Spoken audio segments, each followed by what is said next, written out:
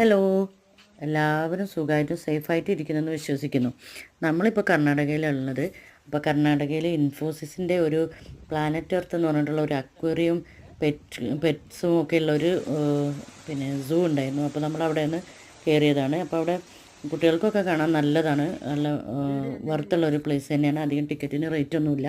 അപ്പോൾ ഇത് ഇഗ്വാനയാണ്. ഇഗ്വാനെ ദൂരത്തുനിന്ന് കണ്ടിട്ടുള്ളൂ, ഇതുവരെ കയ്യിലെടുത്തിട്ടൊന്നുമില്ല.